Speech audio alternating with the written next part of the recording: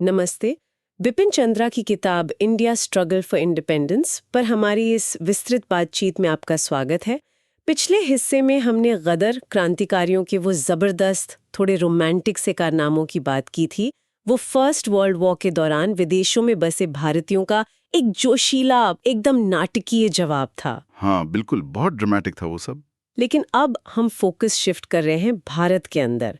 यहाँ भी एक रिएक्शन था, पर शायद उतना नाटकीय नहीं, लेकिन उसका असर शायद कहीं ज्यादा गहरा और दूर तक जाने वाला था। हाँ, आप बात कर रही हैं होम रूल लीग आंदोलन की। Exactly. Chapter 13 the home rule movement and it's fallout, और इसके दो बड़े चेहरे लोकमान्य तिलक और एनी बेसेंट। बिल्कुल, और ये कहानी आप देखिए शुरू होती है एक तरह के सन्नाटे से, एक ठहराव से। ठहराव? कैसा ठहराव? सोचिए, स्वदेशी आंदोलन का वो जबरदस्त जोश था 1905 से 1908 तक। बंगाल में, महाराष्ट्र में, पूरे देश में एक उबाल सा था। हाँ, वो तो था। लेकिन वो अब बिल्कुल ठंडा पड़ चुका था, एकदम शांत। ब्रिटिश सरकार ने जबरदस्त क्रैकडाउन किया था, मतलब लाठीचार्ज, गिरफ्तारियां, लंबी सजाएं। तो जो बड़े बड़े नेता थे वो या तो जेल में थे, जैसे तिलक खुद, या फिर देश से बाहर चले गए थे, या कुछ ने तो राजनीति से ही किनारा कर लिया था। अच्छा। और कांग्रेस पार्टी, जो नेशनल मूवमेंट की आप कह सकती हैं मुख्य आवाज थी, वो खुद अंदरूनी लड़ाई और एक तरह की निराशा में फंसी हुई थी। पॉलिटिकल सीन एकदम फ्लैट था, जैसे एग्जाम सीजन के बाद कॉलेज कैंपस एकदम वीरान हो जाता है ना। हाँ, बिल्कुल वैसी ही वीरानी। एक पॉलिटिकल वैक्यूम जैसा लगता है वो दौर। बिल्कुल बिल्कुल, पॉलिटिकल वैक्यूम। तो इस खामोशी को, इस ठहराव को तोड़ने वाले दो बड़े नाम उभर कर आते हैं, जैसा आपने कहा, लोकमान्य तिलक और एनी बेसेंट। हाँ, तो तिलक से ही शुरू करते हैं। 16 जून 1914, ये तारीख काफी अहम है। बहुत अहम। तिलक 6 साल की लंबी सजा काटकर मांडले बर्मा से वापस लौटे। लेकिन 6 साल बहुत लंबा समय होता है। जिस भारत में वो लौटे, वो उनके छोड़े हुए भारत से काफी अलग था। बहुत ज्यादा अलग। आप कल्पना कीजिए, 6 साल मांडले की जेल में, बर्मा में, लगभग अकेलेपन में काटी वो सजा। जब वो बाहर आए तो उनके पुराने साथी, वो लोग जो स्वदेशी के दिनों में उनके साथ कंधे से कंधा मिलाकर खड़े थे, वो पॉलिटिकली एक्टिव नहीं थे। कहाँ थे वो सब? जैसे अरबिंदो घोष, एक जमाने में उग्र राष्ट्रवाद की सबसे बुलंद आवाजों में से एक, वो सब छोड़-छाड़ कर पांडिचेरी चले गए थे।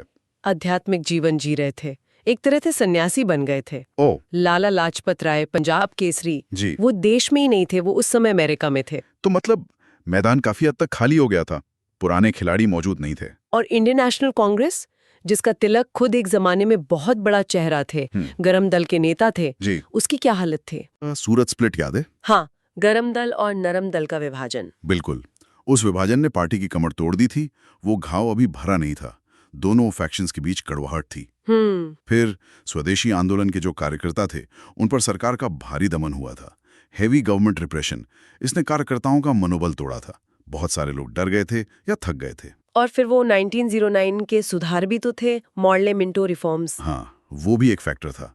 नरमपंथियों को उनसे बड़ी उम्मीदें थी कि शायद कुछ कॉन्स्टिट्यूशनल पावर मिलेगी, कुछ हिस्सेदारी मिलेगी सरकार में। लेकिन हुआ क्या? वो सुधार तो ऊंट के मुंह में जीरे जैसे साबित हुए, बल्कि उससे भी बदतर, उन्होंने कम्युनल रिप्रेजेंटेशन को, यानी अलग निर्वाचन क्षेत्रों को और पक्का कर दिया। तो नरमपंथियों में भी गहरी निराशा थी, डिसल्यूजनमेंट था। तो इन सब का मिला जुला असर क्या हुआ कांग्रेस पर? नतीजा, कांग्रेस प्रैक्टिकली इनएक्टिव हो गई थी। मतलब कोई बड़ा आंदोलन नहीं चल रहा था, कोई बड़ी पॉलिटिकल एक्टिविटी नहीं हो रही थी जमीन पर। बस सालाना अधिवेशन होते थे, कुछ प्रस्ताव पास होते थे, लेकिन वो जोश, वो धार गायब थी। तो ऐसे माहौल में तिलक वापस आए, एक अनुभवी नेता, जेल की सजा काटकर। उनका पहला कदम क्या था? उनका फोकस किस पर था? क्या जेल ने उन्हें बदल दिया था? देखिए, उनका पहला और सबसे बड़ा फोकस था कांग्रेस में वापसी। सिर्फ अपनी नहीं, बल्कि अपने पूरे गरम दल वाले ग्रुप की वापसी। अच्छा, कांग्रेस में वापसी क्यों? वो तो खुद इतने बड़े नेता थे, अपना अलग संगठन भी बना सकते थे। हाँ, बना सकते थे, लेकिन तिलक बहुत प्रैक्टिकल, बहुत जमीनी नेता थे। वो समझ गए थे कि कांग्रेस, चाहे वो समय कितनी भी इनएक्टिव क्यों ना हो, वही नेशनल मूवमेंट का सिंबल थी। उसकी एक लेजिटिमेसी थी, एक पहचान थी पूरे देश में। जैसे आज भी कोई बड़ा सोशल कैंपेन चलाना हो तो किसी एस्टैब्लिश्ड एनजीओ या किसी जानी मानी हस्ती का साथ जरूरी लगता है ना, ताकि लोगों का भरोसा जुड़े, क्रेडिबिलिटी मिले। हाँ बिल्कुल। कुछ वैसा ही था। उस जमाने में कांग्रेस की स्टैंप, उसकी मंजूरी, उसका सैंक्शन जरूरी था किसी भी पॉलिटिकल एक्शन को नेशन वाइड स्केल पर ले जाने के लिए, उसे गंभीरता से लिए जाने के लिए तिलक को ये प्लेटफॉर्म चाहिए था। लेकिन ये आसान तो नहीं रहा होगा। कांग्रेस पर तो नरमपंथियों का कब्जा था, खासकर फिरोज शाह मेहता जैसे नेताओं का, जिन्होंने तिलक को सूरत में बाहर का रास्ता दिखाया था। बिल्कुल नहीं, आसान बिल्कुल नहीं था। वो इतनी आसानी से दरवाजा क्यों खोलते तिलक के लिए? और सरकार की नजर भी तो होगी। ट्रबल मेकर तिलक वापस आ गया है, देखिए अब क्या करता है। बिल्कुल सही सवाल है। ये डबल चैलेंज था उनके सामने। एक तरफ नरमपंथियों को मनाना, खासकर बॉम्बे वाला ग्रुप जो मेहता के लीडरशिप में था और तिलक का कट्टर विरोधी था। हाँ, और दूसरी तरफ सरकार को कोई बहाना न देना कि वो फिर से उन्हें पकड़कर जेल में डाल दें। वो अभी अभी 6 साल काट कर आए थे। तो उन्होंने किया क्या? क्या स्ट्रैटेजी अपनाई? इसीलिए तिलक ने आते ही बहुत सदी हुई, बहुत कैलकुलेटेड स्ट्रैटेजी अपनाई। उन्होंने पब्लिकली कुछ ऐसी बातें कहीं जिससे दोनों निशाने सधें, नरमपंथी भी शांत हों और सरकार को भी एक्शन का मौका न मिले। क्या कहा उन्होंने? क्या ये कोई यू टर्न था उनकी पुरानी पॉलिटिक्स से? यू टर्न कहना शायद ठीक ना हो, लेकिन हाँ, एक सिग्निफिकेंट स्ट्रैटेजिक शिफ्ट जरूर था। बहुत बड़ा बदलाव था उनके रवैये में।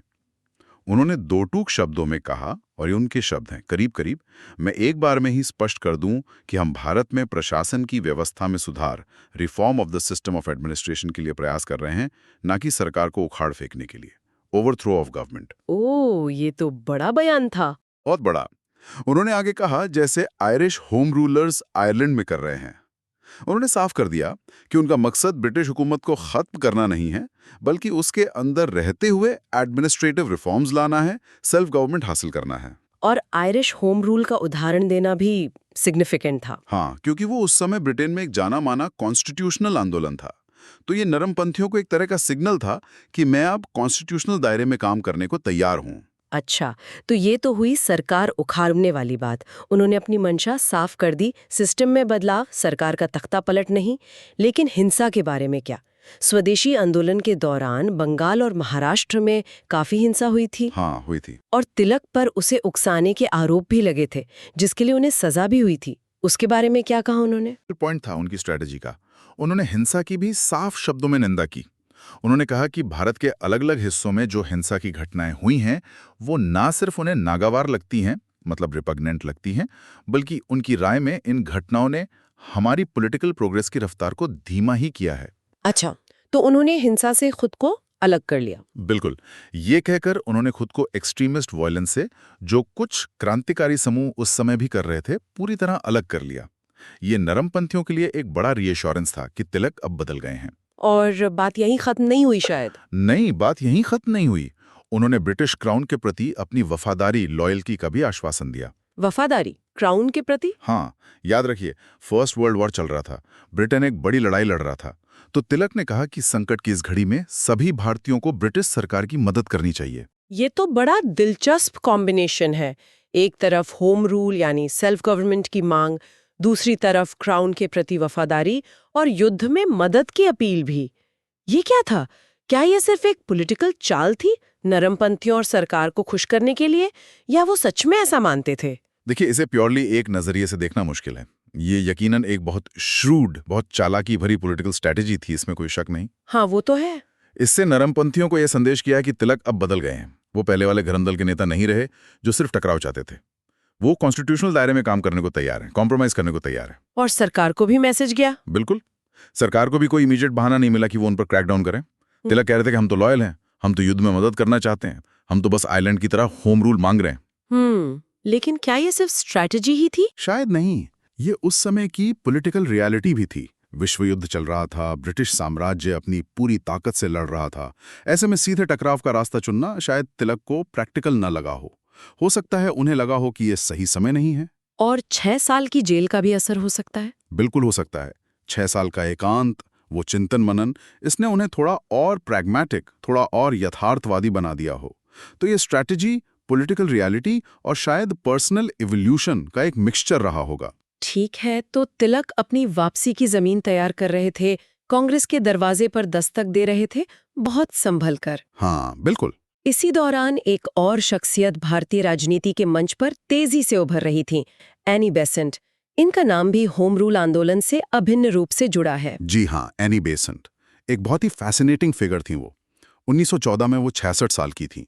लेकिन उनमें गजब की एनर्जी थी, गजब का डायनामिज्म था। 66 की उम्र में? और उनका बैकग्राउंड भी काफी अलग था, सुना है। हाँ, बहुत कलरफुल और डाइवर्स बैकग्राउंड था। भारत आने से पहले इंग्लैंड में वो कई रेडिकल मूवमेंट्स का हिस्सा रही थीं। वो फ्री थॉट की समर्थक थीं, मतलब धर्म और परंपरा पर सवाल उठाना।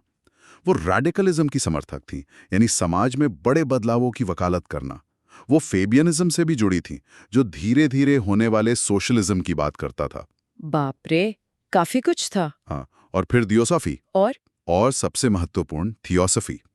वो 1893 में थियोसॉफिकल सोसाइटी के काम से भारत आई थीं और फिर यहीं की होकर रह गई। ये थियोसॉफी क्या चीज थी? आजकल के हिसाब से इसे कैसे समझें? ये कोई धर्म था? धर्म तो नहीं कह सकते। थियोसॉफी एक तरह का स्पिरिचुअल और फिलोसॉफिकल मूवमेंट था, जिसे मैडम ब्लवाट्स्की और कर्नल ओलकोट ने शुरू किया था। ये दुनिया भर के धर्मों, दर्शनों और खास तौर पर रहस्यवादी परंपराओं, मिस्टिकल ट्रेडिशंस का संगम बनाने की कोशिश थी। मतलब एंशिएंट विजडम को मॉडर्न दुनिया में रिवाइव करने का प्रयास। अच्छा। एनी बेसेंट इसकी बहुत बड़ी प्रचारक बनी। 1907 में वो थियोसॉफिकल सोसाइटी की प्रेसिडेंट भी बनी और मद्रास के पास अड्यार में, जो उनका इंटरनेशनल हेडक्वार्टर था, वहां से वो इसका संदेश फैला रही थी। भारत में इसका क्या असर था? कौन लोग जुड़ रहे थे इससे? भारत में उन्हें पढ़े लिखे लोगों के बीच, एजुकेटेड मिडिल क्लास में काफी फॉलोअर्स मिले, खासकर उन समुदायों में जहां अपना कोई बड़ा कल्चरल रिवाइवल मूवमेंट नहीं चल रहा था, या फिर वो लोग जो वेस्टर्न एजुकेशन के असर से अपनी जड़ों से थोड़ा कटा हुआ महसूस कर रहे थे। उन्हें थियोसॉफी में अपनी पहचान, अपना गौरव वापस पाने का एक रास्ता दिखा। जैसे आजकल भी हम देखते हैं ना कि कई नए दौर के स्पिरिचुअल गुरु होते हैं। बिल्कुल, जिनके फॉलोअर्स में एजुकेटेड अर्बन लोग काफी होते हैं, जो शायद पारंपरिक धर्म से पूरी तरह जुड़े ना हो, लेकिन उन्हें जीवन के बड़े सवालों के जवाब चाहिए, एक स्पिरिचुअल एंकर चाहिए। कुछ वैसा ही अपील थियोसॉफी का उस समय था, खासकर दक्षिण भारत में और कुछ हद तक पश्चिम भारत में भी। तो वो थियोसॉफी का काम कर रही थीं और फिर 1914 में अचानक उन्होंने पॉलिटिक्स में कूदने का फैसला किया। ये शिफ्ट क्यों और कैसे हुआ? हाँ, 1914 उनके लिए एक टर्निंग पॉइंट था। उन्होंने तय किया कि वो सिर्फ थियोसॉफी तक सीमित नहीं रहेंगी। भारत के प्रति उनका प्रेम और यहाँ के लोगों की दुर्दशा देखकर उन्हें लगा कि उन्हें भारत की राजनीति में सक्रिय भूमिका निभानी चाहिए। और उनका एजेंडा क्या था? उनका एजेंडा था भारत के लिए होम रूल, यानी स्वशासन, self government within the British empire. इसकी प्रेरणा कहाँ से मिली? इसकी सीधी प्रेरणा उन्हें आयरिश होम रूल लीग से मिली थी। बेसेंट खुद आयरिश मूल की थी।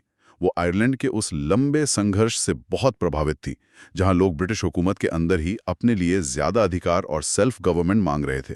उन्हें लगा कि भारत में भी वैसा ही एक बड़ा, ऑर्गेनाइज्ड, कॉन्स्टिट्यूशनल एजिटेशन चलाया जा सकता है और चलाया जाना चाहिए। तो उन्होंने प्लान बनाया कि भारत में भी एक होम रूल लीग शुरू की जाए। बिल्कुल। तो इस होम रूल आंदोलन को शुरू करने के लिए उन्हें क्या लगा कि क्या-क्या चाहिए होगा? What were the essential ingredients? क्या जरूरतें थी? एनी बेसेंट बहुत तेज दिमाग की थी और पॉलिटिकली काफी अस्ट्यूट थी।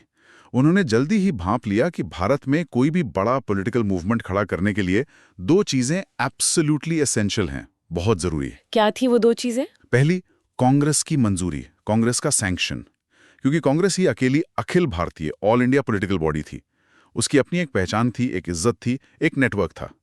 उसके बिना कोई आंदोलन नेशन वाइड नहीं बन सकता था। ठीक है।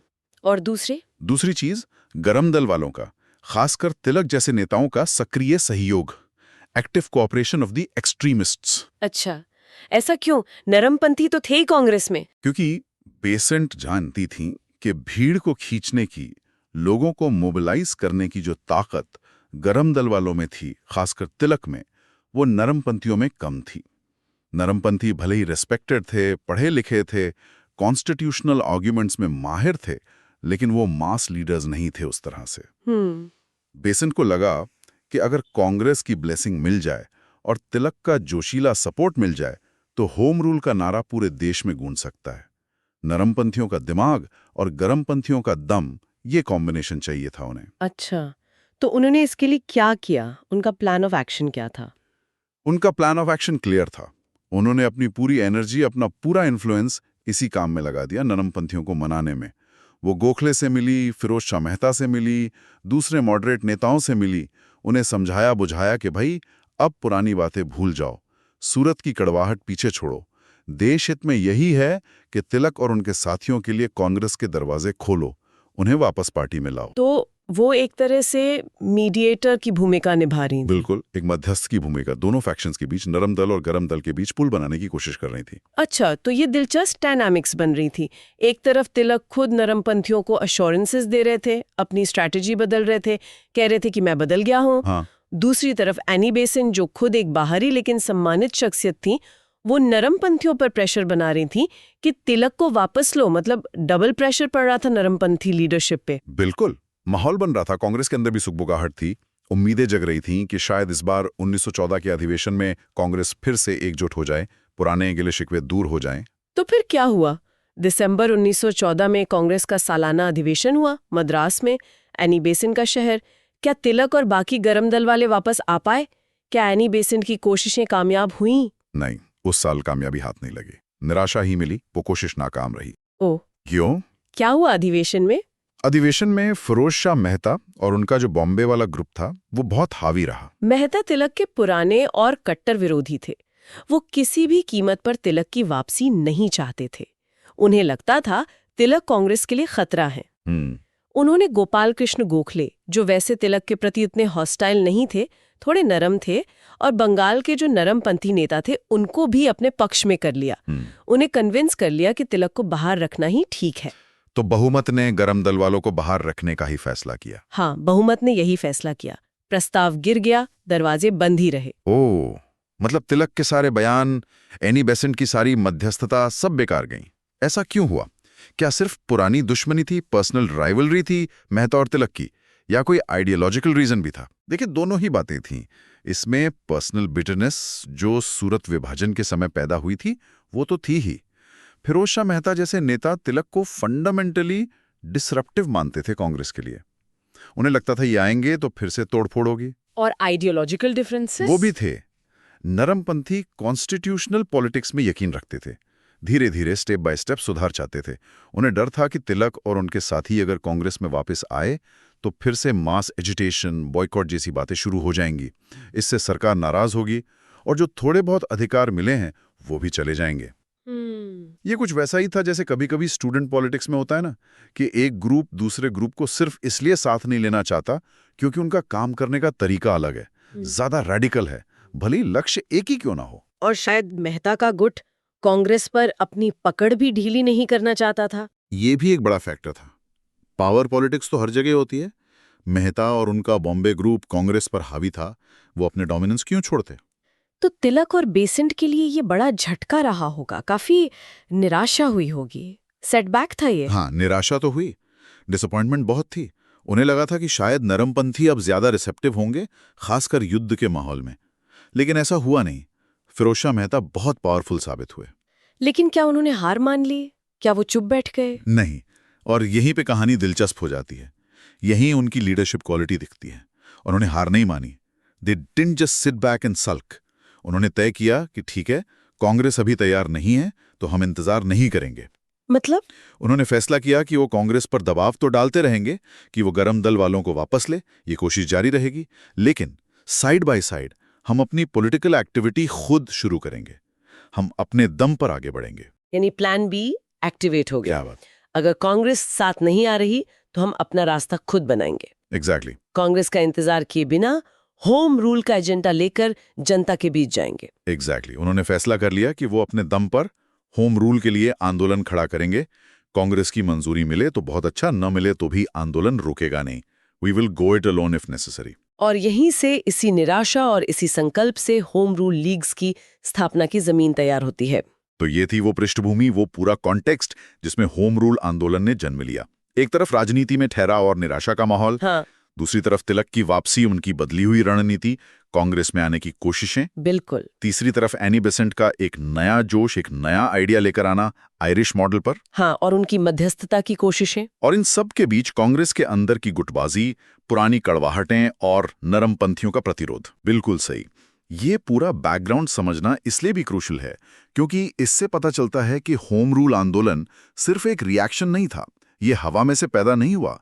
ये एक सोची समझी पॉलिटिकल इनिशिएटिव थी जो उस समय की जरूरतों और मजबूरियों से निकली थी। इसने नेशनल मूवमेंट को, जो एक तरह से सुस्त पड़ गया था, उसे एक नई दिशा दी, एक नई एनर्जी दी।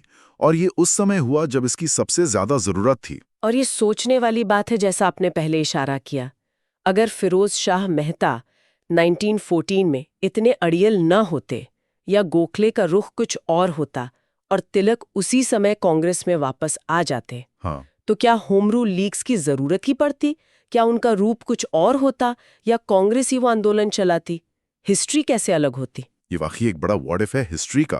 खैर, ये तो थी स्टेज सेटिंग, पृष्ठभूमि तैयार हो चुकी थी। हाँ, मंच सज चुका था।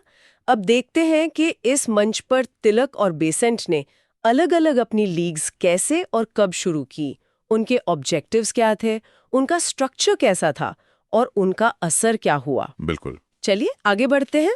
Okay, let's move our discussion forward. आज हम बात कर रहे हैं उस दौर की जब भारत की आजादी की लड़ाई एक नया मोड़ ले रही थी। हाँ। और दो बड़े नाम, लोकमान्य तिलक और एनी बेसेंट, अपने अपने तरीके से होम रूल मतलब स्वशासन, इसकी मांग को बुलंद कर रहे थे। बिल्कुल। ये वो समय था करीब 1915 का, जब पहला विश्व युद्ध चल रहा था। और भारत में एक उम्मीद सी जाग रही थी कि युद्ध के बाद शायद अंग्रेज सरकार कुछ रियायतें देगी। जी। एक तरह का माहौल बन रहा था कि अब स्टेटस को बदलना चाहिए। सही कहा। और दिलचस्प बात यह है कि शुरुआत में दोनों की स्ट्रैटेजी, उनका अप्रोच थोड़ा अलग था। अच्छा। हाँ, एनी बेसेंट जो आयरलैंड से थी और भारत को अपना चुकी थी, उन्होंने 1915 की शुरुआत में ही अपने दो अखबारों न्यू इंडिया और कॉमनवेल्थ, इनके जरिए कैंपेन शुरू कर दिया था। ये तो उस जमाने के पावरफुल कम्युनिकेशन टूल्स थे। बिल्कुल। पब्लिक मीटिंग्स, कॉन्फ्रेंसेस करके वो लगातार मांग कर रही थी कि भाई युद्ध के बाद भारत को वैसा ही सेल्फ गवर्नमेंट मिलना चाहिए जैसा कि व्हाइट कॉलोनीज मतलब ऑस्ट्रेलिया, कनाडा जैसी जगहों को मिला हुआ था। बराबरी का दर्जा। हाँ, बराबरी का दर्जा चाहिए था। अप्रैल 1915 आते आते उनका रुख और ज्यादा एग्रेसिव हो गया था, उनकी आवाज और बुलंद हो गई थी। हाँ, यानी वो फ्रंट फुट पर खेल रही थी। बिल्कुल। दूसरी तरफ लोकमान्य तिलक जी, जो मांडले जेल से 6 साल की सजा काट कर लौटे थे, वो थोड़ा संभल कर चल रहे थे, काफी कॉशियस थे। हाँ, उन्हें कांग्रेस में वापस एंट्री नहीं मिली थी तब तक। हाँ, सूरत स्प्लिट के बाद से जो नरम दल और गरम दल में फूट पड़ी थी, उसका असर बाकी था। तो वो नहीं चाहते थे कि नरम दल वाले यानी मॉडरेट्स चौकन्ने हो जाएं, या उन्हें ऐसा लगे कि तिलक जी कांग्रेस को बाईपास करके अपनी अलग राह बना रहे हैं। एक तरह का पॉलिटिकल बैलेंसिंग एक्ट चल रहा था। एग्जैक्टली। बहुत स्ट्रैटेजिक तरीके से सोच रहे थे। मई 1915 में पुणे में जब उन्होंने अपने फॉलोअर्स की मीटिंग बुलाई, तो फैसला ये हुआ कि पहले फेज में एक एजेंसी बनाई जाएगी। अच्छा। जो गांव में जाकर लोगों को कांग्रेस के काम और मकसदों के बारे में बताएगी। इसे आप आज की भाषा में ग्रासरूट्स मोबिलाइजेशन कह सकते हैं, मतलब जमीन तैयार करने का काम। महाराष्ट्र के कई शहरों में जो लोकल एसोसिएशंस बने अगस्त सितंबर में, उनका जोर भी कांग्रेस में एकता पर ज्यादा था, पॉलिटिकल एक्टिविटी तेज करने पर कम। अच्छा, मतलब यूनिटी पहले। हाँ, तिलक जी कभी कभी थोड़ी तीखी बातें करते थे। एक तरह का प्रेशर टैक्टिक था ये, ताकि कंजर्वेटिव मॉडरेट्स पर दबाव बने। लेकिन उम्मीद यही थी कि उनकी समझदारी और सावधानी देखकर ज्यादातर लोग उन्हें वापस अपना लेंगे। वो एक कंस्ट्रक्टिव अप्रोच दिखा रहे थे। तो ये पर्दे के पीछे की स्ट्रैटेजी चल रही थी। लेकिन फिर आया दिसंबर 1915 का कांग्रेस सेशन। अक्सर ऐसे सालाना सेशंस बड़े टर्निंग पॉइंट साबित होते हैं। वहां क्या खास हुआ? वहां समीकरण बदले। ये तय हो गया कि एक्सट्रीमिस्ट्स यानी तिलक जी और उनके साथियों को कांग्रेस में वापस आने दिया जाएगा। इसमें एक बड़ा फैक्टर ये भी था कि बॉम्बे ग्रुप के कद्दावर नेता फिरोज शाह मेहता, जो गरम दल की वापसी के सख्त खिलाफ थे, उनकी मृत्यु हो चुकी थी। अच्छा, तो विरोध कमजोर पड़ गया। हाँ, उनके न रहने से विरोध काफी कमजोर पड़ गया था, लेकिन एनी बेसेंट को वहां पूरी कामयाबी नहीं मिली। अरे? हाँ, कांग्रेस और मुस्लिम लीग दोनों ने उस वक्त उनकी होम रूल लीग्स बनाने की योजना का समर्थन नहीं किया। क्यों? क्या वजह रही होगी? शायद उन्हें लगा कि अभी सही समय नहीं है, या तरीका ठीक नहीं है, या शायद इंटरनल पॉलिटिक्स आड़े आ गई होगी। कुछ ना कुछ तो था। अच्छा, तो बेसेंट जी के लिए ये एक तरह का सेटबैक रहा होगा। उनके प्लान पर पानी फिरता दिखा। हाँ, थोड़ा झटका तो था, लेकिन बेसेंट हार मानने वालों में से नहीं थी। उन्होंने कांग्रेस से एक वादा जरूर ले लिया कि कांग्रेस एक एजुकेटिव प्रोपेगेंडा का प्रोग्राम चलाएगी और लोकल लेवल की कांग्रेस कमिटियों को फिर से एक्टिव करेगी जो काफी हद तक सुस्त पड़ गई थी। ओके। और साथ में एक शर्त भी रखवा दी कि अगर कांग्रेस सितंबर 1916 तक ये काम शुरू नहीं करती तो वो अपनी लीग बनाने के लिए आजाद होंगी। अरे वाह, ये बहुत स्मार्ट मूव थी। हाँ बिल्कुल। उन्हें शायद अंदाजा था कि उस समय की कांग्रेस अपने इंटरनल डायनामिक्स और ढीले ढाले स्ट्रक्चर के साथ शायद ही इसे इतनी तेजी से लागू कर पाएगी। तो एक तरह से कांग्रेस को अल्टीमेटम दे दिया था। बिल्कुल। ये तो दिलचस्प है। मतलब प्लान बी तैयार था एक डेडलाइन के साथ। लेकिन कांग्रेस में वापसी के बाद तिलक जी पर तो ऐसी कोई पाबंदी नहीं थी। नहीं, उन पर नहीं थी। उन्हें अपनी लीग बनाने की जल्दी क्यों थी जब वो कांग्रेस में वापस आ ही गए थे? सही सवाल है। तिलक जी पर ऐसी कोई शर्त नहीं थी। उन्हें कांग्रेस में वापसी का अधिकार मिल चुका था, तो उन्होंने लीड ली। शायद उन्हें लगा कि कांग्रेस के अपने मैकेनिज्म से काम होने में देर लगेगी और मोमेंटम खोना नहीं चाहिए। अप्रैल 1916 में बेलगाम में बॉम्बे प्रोविंशियल कॉन्फ्रेंस हुई और वहीं उन्होंने अपनी होम रूल लीग की स्थापना कर दी। अच्छा, वहीं पर? हाँ, उन्होंने मौके का सही इस्तेमाल किया। तो तिलक जी ने अप्रैल 1916 में शुरुआत कर दी, और बेसेंट जी, क्या उन्होंने सितंबर तक इंतजार किया? बेसेंट जी शायद इंतजार करती, लेकिन उनके फॉलोअर्स में इम्पेशंस बढ़ रही थी। अच्छा। हाँ, उन्हें लग रहा था कि माहौल बन रहा है, इसे कैपिटलाइज करना चाहिए।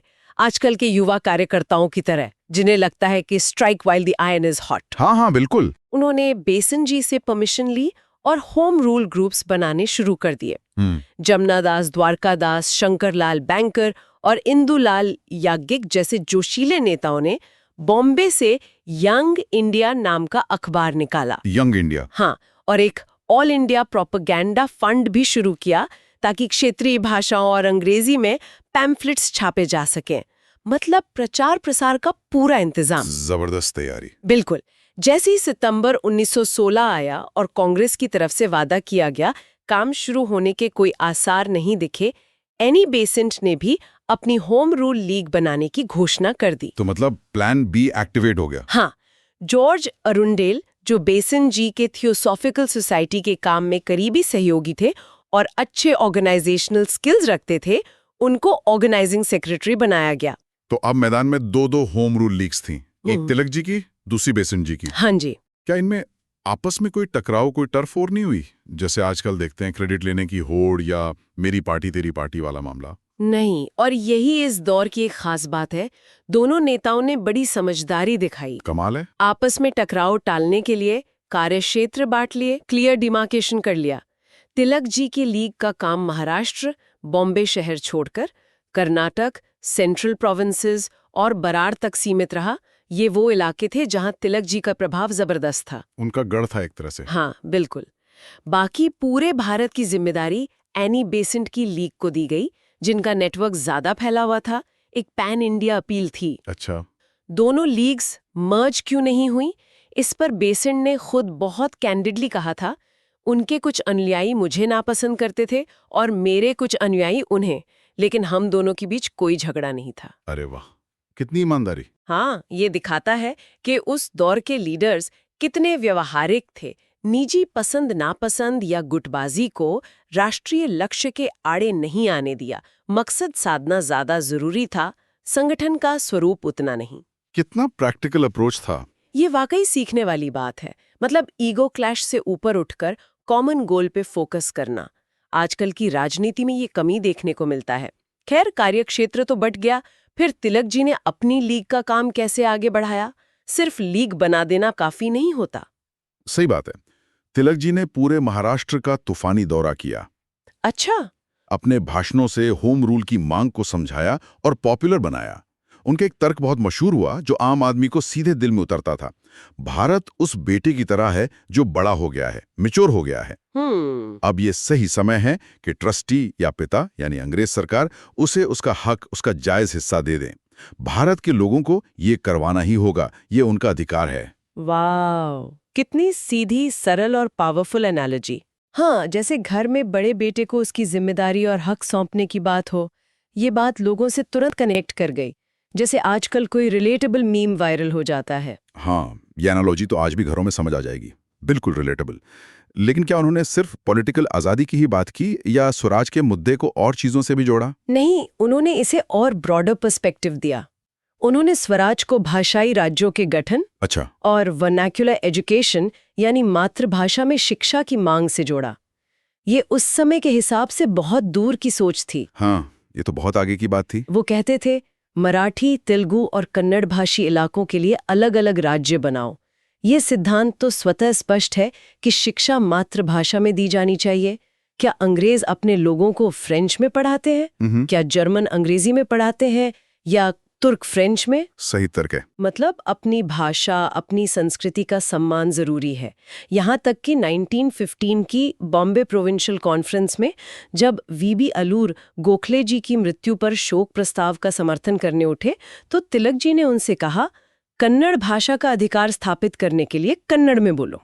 अरे वाह! इससे पता चलता है कि उनमें क्षेत्रीय या भाषाई मराठी चौविनिज्म यानी सिर्फ अपनी भाषा को श्रेष्ठ मानने वाली संकीर्ण भावना नहीं थी।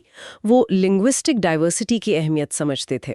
ये बहुत जरूरी पॉइंट है, खासकर आज के माहौल में जब भाषा और क्षेत्र को लेकर इतनी बहसें होती हैं। तिलक का नजरिया काफी इंक्लूसिव लगता है। हाँ। और सामाजिक मुद्दों पर उनका क्या रुख था? जैसे महाराष्ट्र में उस समय गैर ब्राह्मण आंदोलन भी जोरों पर था और छुआछूत का मुद्दा तो समाज में गहरी जड़ें जमाए हुए था।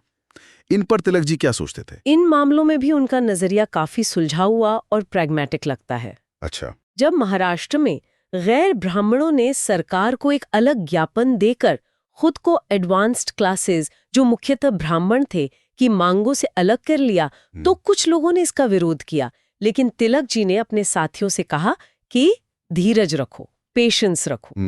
उन्होंने कहा, अगर हम गैर ब्राह्मणों को अपने उदाहरण से साबित कर सकें कि हम सरकार से उनकी मांगों में पूरी तरह उनके साथ हैं, तो मुझे यकीन है कि आने वाले समय में उनका आंदोलन, जो अभी सामाजिक असमानता पर आधारित है, हमारे राजनीतिक संघर्ष में मिल जाएगा। मतलब वो इसे एक डिवाइसिव मुद्दे की तरह नहीं देख रहे थे? नहीं, बिल्कुल नहीं। वो कॉमन ग्राउंड तलाश रहे थे, एक ब्रिज बनाने की कोशिश कर रहे थे। ये तो एक लॉन्ग टर्म विजन की बात हुई, सबको साथ लेके चलने की कोशिश। लेकिन गैर ब्राह्मणों को उन्होंने समझाया कैसे? क्या तर्क दिया? हाँ, उन्होंने गैर ब्राह्मणों को समझाया कि असली फर्क ब्राह्मण और गैर ब्राह्मण के बीच नहीं, बल्कि पढ़े लिखे और गैर पढ़े लिखे के बीच है। अच्छा, एजुकेशन का फर्क? हाँ, ब्राह्मण नौकरियों में इसलिए आगे थे क्योंकि उन्हें एजुकेशन का एक्सेस ज्यादा था और सरकार गैर ब्राह्मणों के प्रति सहानुभूति दिखाने और ब्राह्मणों के प्रति थोड़ी दुश्मनी रखने के बावजूद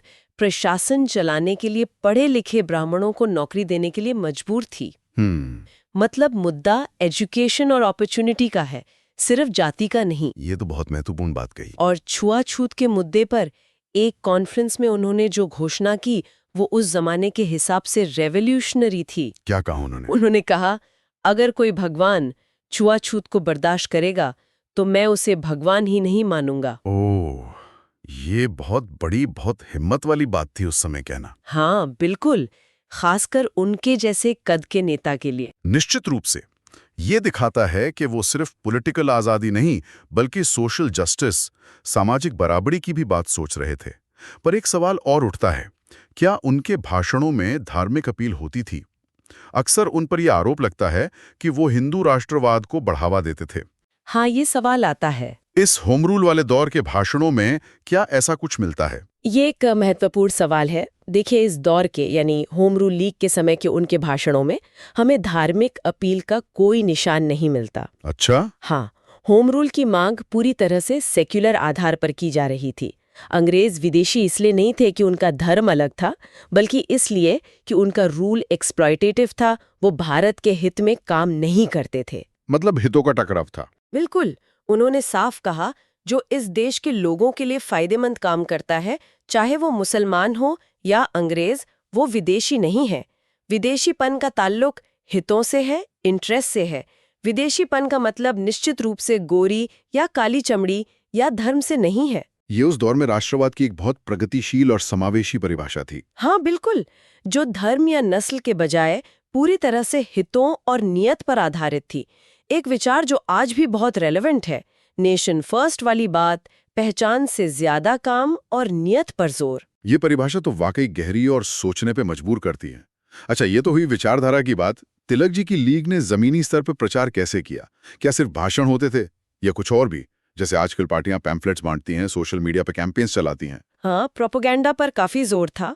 उन्होंने प्रचार के लिए 6 मराठी और 2 अंग्रेजी पैम्फलेट्स छापे। 6 मराठी और 2 अंग्रेजी? हाँ, और जिनकी 47,000 प्रतियां बिकी। 47,000? ये तो बहुत बड़ा नंबर है उस जमाने के हिसाब से। हाँ, अंदाजा लगाइए, 47,000 कॉपीज। गुजराती और कन्नड़ में भी पैम्फलेट्स निकाले गए ताकि ज्यादा से ज्यादा लोगों तक बात पहुंचे, अपनी भाषा में पहुंचे। सही स्ट्रैटेजी थी। और लीग को एक प्रॉपर ऑर्गेनाइजेशनल स्ट्रक्चर भी दिया गया। 6 शाखाओं में बांटा गया था। सेंट्रल महाराष्ट्र, बॉम्बे शहर, कर्नाटक, सेंट्रल प्रोविंसेस में 1-1 और बरार में 2। अच्छा, पूरा ऑर्गेनाइज था। हाँ, मतलब एक ऑर्गेनाइज्ड सिस्टमैटिक तरीके से काम चल रहा था। सिर्फ जोश नहीं, होश भी था। जाहिर है जब आंदोलन इतना ऑर्गेनाइज्ड हो रहा था और जोर पकड़ रहा था तो सरकार चुपचाप तमाशा तो नहीं देख रही होगी। अंग्रेज सरकार को ये सब पसंद तो नहीं आ रहा होगा। उनका रिएक्शन क्या था? बिल्कुल नहीं। सरकार को ये चुभ रहा था और उन्होंने चोट करने के लिए एक बहुत शुभ दिन चुना। आयरनी देखिए। क्या मतलब? 23 जुलाई 1916 तिलक जी का 60वां जन्मदिन था। ओह, षष्ठी पूर्ति। हाँ, षष्ठी पूर्ति जिसे कहते हैं, बड़ा मौका होता है भारतीय परंपरा में। उस दिन रिवाज के मुताबिक बड़ा जश्न होना था। उन्हें उनके समर्थकों ने 1 लाख रुपए की थैली भेंट की। 1 लाख रुपए उस समय? हाँ, जो उस समय एक बहुत बड़ी रकम थी। उसी दिन सरकार ने अपना तोहफा दिया, एक नोटिस। क्या नोटिस? जिसमें पूछा गया कि क्यों ना उनसे 1 साल तक अच्छे व्यवहार, गुड बिहेवियर के लिए 60,000 रुपए की जमानत ली जाए। 60,000 की जमानत? हाँ, मतलब उन्हें चुप कराने की कोशिश, वरना पैसे जब्त करने की धमकी। सोचिए, बर्थडे पे ऐसा गिफ्ट। अरे बाप रे, जन्मदिन पर ये कानूनी नोटिस। मतलब सेलिब्रेशन के माहौल में ये ठंडा पानी डालने जैसा हुआ होगा। तिलक जी का क्या रिएक्शन था? गुस्सा आया होगा या परेशान हुए होंगे? तिलक जी का रिएक्शन कमाल का था। उन्होंने इसे भी पॉजिटिव लिया। अच्छा, कैसे? उन्होंने कहा, भगवान हमारे साथ है, होम रूल अब जंगल की आग की तरह फैलेगा। अरे वाह। उन्हें पता था कि रिप्रेशन यानी सरकारी दमन अक्सर उल्टा पड़ता है। ये विद्रोह की आग को और भड़काएगा, मूवमेंट को और फ्यूल देगा। तो सही बात है, जैसे आजकल होता है ना, किसी प्रोटेस्ट को दबाने की कोशिश करो तो वो और ज्यादा मीडिया अटेंशन खींचता है और फैल जाता है। बिल्कुल, सरकार ने अनजाने में होम रूल मूवमेंट की पब्लिसिटी कर दी थी। सही बात है। Repression can backfire spectacularly. फिर उस केस का क्या हुआ? 60,000 रुपए की जमानत मांगी थी सरकार ने। तिलक जी का बचाव करने के लिए वकीलों की एक जबरदस्त टीम सामने आई। और दिलचस्प बात यह है कि इस टीम को लीड कर रहे थे मोहम्मद अली जिन्ना। जिन्ना? अच्छा, हाँ। खैर, मैजिस्ट्रेट कोर्ट में तो वो केस हार गए, जैसा अक्सर नेशनलिस्ट लीडर्स के साथ निचली अदालतों में होता था। लेकिन उन्होंने हार नहीं मानी, बॉम्बे हाई कोर्ट में अपील की और नवंबर 1916 में हाई कोर्ट ने निचली अदालत का फैसला पलट दिया और उन्हें बरी कर दिया। बरी कर दिया? क्या तो बहुत बड़ी मॉरल और लीगल विक्ट्री थी। हाँ, बहुत बड़ी। वाह। जिन्ना ने डिफेंड किया और हाई कोर्ट से जीत। इस जीत का राजनीतिक असर क्या हुआ? क्या इसने सिर्फ मनोबल बढ़ाया या जमीनी स्तर पर भी कुछ बदला? ये तो नेशनल हेडलाइन बन गई होगी। बिल्कुल, पूरे देश में इसका जोरदार स्वागत हुआ। लोगों का हौसला आसमान पर पहुंच गया। गांधी जी के अखबार यंग इंडिया ने उस समय लोगों की भावनाओं को व्यक्त करते हुए लिखा, इस प्रकार होम रूल के उद्देश्य के लिए एक बड़ी जीत हासिल हुई है, जो इस तरह उन जंजीरों से मुक्त हो गया है जो उस पर डालने की कोशिश की गई थी। क्या बात है। तिलक जी ने इस जीत का तुरंत राजनीतिक फायदा उठाया। वो रुके नहीं। उन्होंने अपने भाषणों में ऐलान करना शुरू कर दिया कि अब तो होम रूल की मांग को सरकार की कानूनी मंजूरी मिल गई है, हाई कोर्ट ने हमें सही ठहराया है। हाँ, देखिए कितना क्लेवर पॉलिटिकल मूव था ये। हाँ बिल्कुल। उन्होंने और उनके साथियों ने होम रूल के लिए अपना प्रचार अभियान और तेज कर दिया। इसका नतीजा ये हुआ कि अप्रैल 1917 तक, यानी केस जीतने के कुछ ही महीनों में, तिलक जी की लीग में 14,000 सदस्य जुड़ चुके थे। 14,000। हाँ, मूवमेंट ने जबरदस्त जोर पकड़ लिया था, अनस्टॉपेबल लग रहा था। तो ये थी तिलक और बेसेंट की होम रूल लीग्स की शुरुआत की कहानी, और कैसे तिलक जी पर हुए मुकदमे ने अनजाने में ही सही आंदोलन को और हवा दे दी। एक तरफ एनी बेसेंट का पैन इंडिया नेटवर्क और उनकी जोशीली आवाज, दूसरी तरफ तिलक जी का महाराष्ट्र और आसपास के इलाकों में जबरदस्त प्रभाव और संगठनात्मक कौशल। ये दोनों धाराएं मिलकर राष्ट्रीय आंदोलन को एक नई ऊर्जा दे रही थीं। हाँ, और ये देखना दिलचस्प है कि कैसे अलग अलग रणनीतियों और व्यक्तित्वों के बावजूद एक मुश्तरका मकसद, स्वशासन या होम रूल, लोगों को जोड़ रहा था। सही बात है। और कैसे कानूनी जीतें भी पॉलिटिकल स्ट्रगल का एक अहम हथियार बन जाती हैं, ये सिर्फ अदालती जीत नहीं थी, ये एक तरह से होम रूल की लेजिटिमेसी पर, उसकी वैधता पर मोहर थी। हाँ, ये तो है और कानूनी दायरे में है। सोचने वाली बात ये है कि क्या ये एकता और ये जोश आगे चलकर कायम रह पाया, खासकर जब सरकार ने शायद और सख्त कदम उठाए होंगे। बिल्कुल। चलिए आगे बढ़ते हैं। ओके, चलो डिस्कशन को आगे बढ़ाते हैं। पिछली बार हमने तिलक की होम रूल लीग पर बात की थी। आज जरा एनी बेसेंट की लीग और 1916 के उस मशहूर लखनऊ कांग्रेस सेशन पर गौर करते हैं। हमारे पास जो जानकारी है उससे ये समझने की कोशिश करते हैं कि बेसेंट की लीग का ढांचा कैसा था, उनकी स्ट्रैटेजी क्या थी और कैसे लखनऊ सेशन भारतीय राजनीति में एक टर्निंग पॉइंट साबित हुआ। बिल्कुल। 1916 तक आते आते होम रूल यानी स्वशासन की मांग हवा में थी। तिलक की लीग तो थी ही, लेकिन बेसेंट की लीग ने भी खासकर दक्षिण भारत में इस लहर को काफी जोर दिया। और लखनऊ सेशन वो तो जैसे एक संगम था। सालों की कड़वाहट, वो जो मतभेद थे उनको भुलाकर पुराने साथी फिर एक मंच पर आ रहे थे, कम से कम कुछ समय के लिए तो जरूर। देखते हैं ये सब कैसे हुआ। तो बेसेंट ने अपनी लीग औपचारिक रूप से सितंबर 1916 में शुरू की, है ना, तिलक की लीग के कुछ महीने बाद। लेकिन इंटरेस्टिंग बात यह है कि इसका स्ट्रक्चर तिलक की लीग से काफी अलग था, ज्यादा डिसेंट्रलाइज्ड या कहें लूज था। हाँ, लूज कहना सही रहेगा। जहां तिलक की लीग में ब्रांचेस का अपना तय इलाका और काम था, यहाँ कोई भी 3 सदस्य मिलकर एक ब्रांच खोल सकते थे। हाँ, सिर्फ 3। इस वजह से करीब 200 ब्रांचेस बन गईं, शहरों में भी और गांवों के समूहों में भी। ये अप्रोच थोड़ी अलग है ना? बिल्कुल अलग। और ये लूजर स्ट्रक्चर एक तरह से दो धारी तलवार थी। सोचिए, एक तरफ इसने तेजी से फैलने में मदद की क्योंकि फॉर्मेलिटी कम थी। कोई भी 3 लोग जो पैशनेट हों वो शुरू कर सकते थे, जैसे आजकल लोग फटाफट व्हाट्सएप ग्रुप या फेसबुक पेज बना लेते हैं किसी कॉज के लिए। हाँ बिल्कुल, कोई लंबी चौड़ी पेपर वर्क नहीं। एग्जैक्टली। लेकिन दूसरी तरफ इसका मतलब था कि सेंट्रल कंट्रोल कमजोर था। फॉर्मल रूप से तो एक 7 सदस्यों की एग्जीक्यूटिव काउंसिल थी, जिसे 34 फाउंडिंग ब्रांचेस ने 3 साल के लिए चुना था। पर असल कमांड तो अड्यार, मतलब मद्रास के पास जो उनका हेडक्वार्टर्स था, वहां से एनी बेसेंट और उनके करीबी सहयोगी अरुणडेल, सीपी रामास्वामी अय्यर और बीपी वाडिया ही चला रहे थे। अच्छा, तो मतलब टॉप लेवल पे सेंट्रलाइज था पर नीचे एकदम फैला हुआ। हाँ, कह सकते हैं। और इंस्ट्रक्शंस भी अक्सर अरुणडेल की अखबार न्यू इंडिया के कॉलम से या सदस्यों के जरिए इनफॉर्मली ही पहुंचते थे। कोई पक्का स्टैंडर्डाइज्ड प्रोसेस नहीं था। तो फिर इसमें कंसिस्टेंसी और क्वालिटी कंट्रोल की दिक्कत रही होगी, जैसे कुछ ब्रांचेस बहुत एक्टिव हों और कुछ बस नाम की। एग्जैक्टली, बिल्कुल वैसा ही हुआ। सदस्यता बढ़ने की रफ्तार भी तिलक की लीग से थोड़ी धीमी थी। मार्च 1917 तक करीब 7,000 सदस्य थे। 7,000, ठीक है। इनमें बेसेंट के थियोसॉफिकल अनुयायी तो थे ही, जो उनके आध्यात्मिक विचारों से जुड़े थे, पर कई नए चेहरे भी जुड़े, जैसे इलाहाबाद से युवा जवाहरलाल नेहरू। आहो, नेहरू भी थे। हाँ, और कलकत्ता से बी चक्रवर्ती और जे बनर्जी। इन नामों से पता चलता है कि अपील सिर्फ पुराने थियोसॉफिस्ट तक सीमित नहीं थी। लेकिन हाँ, आपकी बात सही है, ब्रांचेस की सिर्फ संख्या से ताकत का अंदाजा लगाना मुश्किल था। मद्रास शहर में ब्रांचेस तो बहुत थीं, पर कई इनएक्टिव थीं, शायद सिर्फ थियोसॉफिकल लॉज की तरह काम कर रही थीं। अच्छा, मतलब सिर्फ नाम के लिए। हाँ, वहीं बॉम्बे शहर की ब्रांच, यूपी के शहरों की कुछ ब्रांचेस और गुजरात की कई ग्रामीण ब्रांचेस बहुत एक्टिव थीं।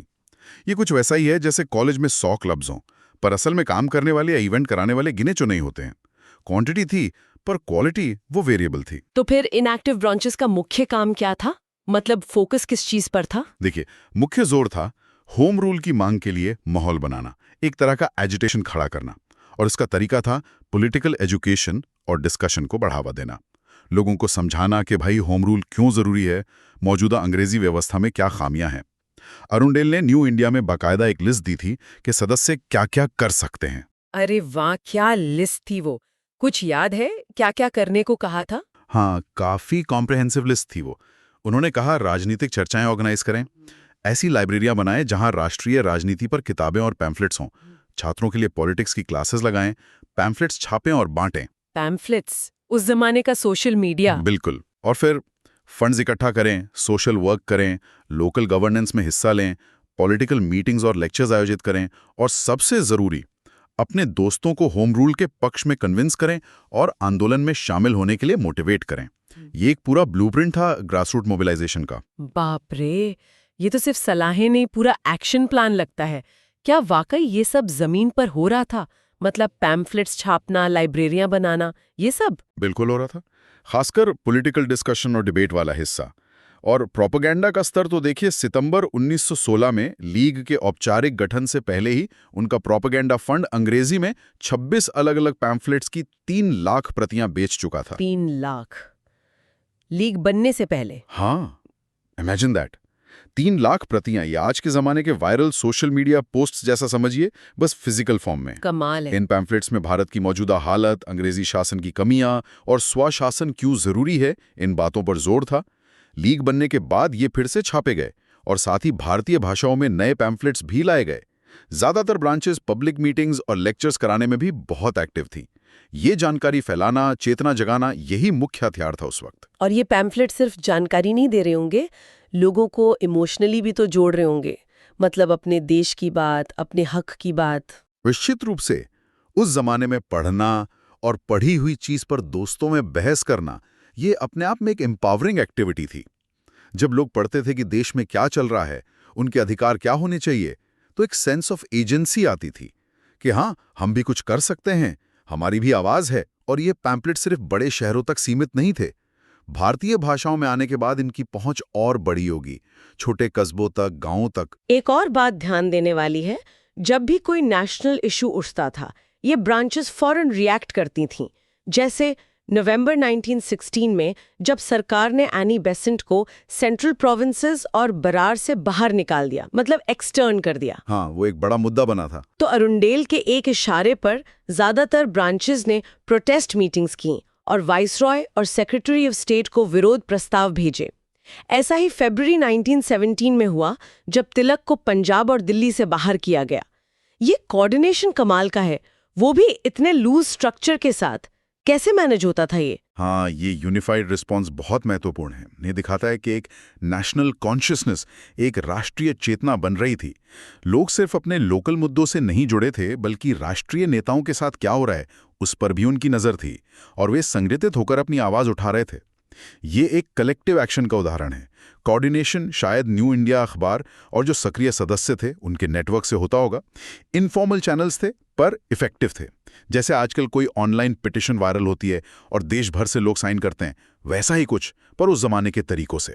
अच्छा, अब जरा नरमपंथियों मतलब मॉडरेट्स की भूमिका पर आते हैं। कहा जाता है कि कांग्रेस उस समय थोड़ी सुस्त पड़ गई थी, इनएक्टिव हो गई थी, तो कई नरमपंथी भी होम रूल आंदोलन की तरफ खिंचे चले आए। हाँ, ये बात सही है। कांग्रेस की इनएक्टिविटी से कई मॉडरेट्स फ्रस्ट्रेटेड थे। उन्हें लग रहा था कि सिर्फ साल में एक बार मिलने और प्रस्ताव पास करने से कुछ नहीं होगा, लगातार काम करने की जरूरत है। और दिलचस्प बात यह है कि गोपाल कृष्ण गोखले की सर्वेंट्स ऑफ इंडिया सोसाइटी के सदस्यों को औपचारिक रूप से लीग का मेंबर बनने की इजाजत तो नहीं थी। क्यों?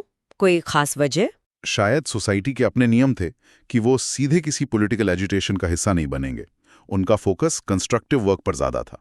लेकिन उन्हें होम रूल की मांग का समर्थन करने के लिए इनकरेज किया गया। तो वे क्या करते थे?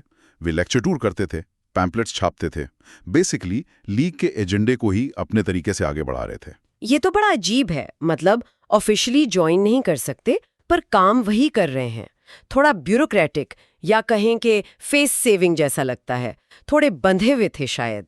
हो सकता है, पर महत्वपूर्ण यह है कि वो समर्थन में सक्रिय थे। खासकर यूपी, मतलब आज के उत्तर प्रदेश में तो कमाल हुआ। कई नरमपंथी राष्ट्रवादी होम रूल लीग वालों के साथ कंधे से कंधा मिलाकर दिसंबर 1916 के लखनऊ कांग्रेस अधिवेशन की तैयारी में जुट गए। अच्छा, दोनों मिलकर काम कर रहे थे। हाँ, मिलकर। वे आसपास के कस्बों और गांवों का दौरा करने लगे। बैठकें कहाँ होती थीं? अक्सर स्थानीय वकीलों की बार लाइब्रेरियों में। कौन शामिल होता था? छात्र, प्रोफेशनल्स, व्यापारी, और अगर बाजार का दिन है तो किसान भी आ जाते थे। वाह, ये तो असली ग्रास रूट आउटरीच है। मतलब वकीलों की लाइब्रेरी से लेकर किसानों तक। और भाषा, क्या भाषा इस्तेमाल करते थे? वे हिंदी में भाषण देते थे। भारत की मौजूदा गरीबी की तुलना उसके गौरवशाली अतीत से करते थे। यूरोप के स्वतंत्रता आंदोलनों की कहानियां सुनाते थे कि कैसे वहां लोगों ने आज़ादी हासिल की। इसमें कोई हैरानी की बात नहीं थी, क्योंकि होम रूल लीग वही काम कर रही थी, पॉलिटिकल प्रचार और शिक्षा, जिसकी वकालत नरमपंथी हमेशा से करते आए हैं, पर शायद उतने जोर शोर से कर नहीं पा रहे थे। तो लीग ने एक तरह से उनके ही एजेंडे को ज्यादा एनर्जी और व्यापकता दे दी। बिल्कुल, ये उनकी निष्क्रियता का एक सक्रिय जवाब था। जमीनी स्तर पर लोगों को जोड़ना, उन्हें पॉलिटिकली अवेयर करना, ये बहुत जरूरी काम था जो लीग कर रही थी, और नरमपंथी भी इसमें साथ दे रहे थे। ओके, अब आते हैं उस बड़े इवेंट पर, लखनऊ कांग्रेस दिसंबर 1916। ये होम रूल लीग वालों के लिए अपनी ताकत दिखाने का एक बड़ा मौका था, है ना? उन्होंने कुछ खास तैयारी की थी इसके लिए। जबरदस्त तैयारी। तिलक की होम रूल लीग ने तो एक नई परंपरा ही शुरू कर दी। एक स्पेशल ट्रेन, जिसे कांग्रेस स्पेशल या होम रूल स्पेशल कहा जाता था। स्पेशल ट्रेन कांग्रेस के लिए? हाँ, ये ट्रेन पश्चिमी भारत से सैकड़ों प्रतिनिधियों मतलब डेलीगेट्स को लखनऊ ले जाने के लिए अरेंज की गई थी। अरे वाह, ये तो कमाल का आइडिया है।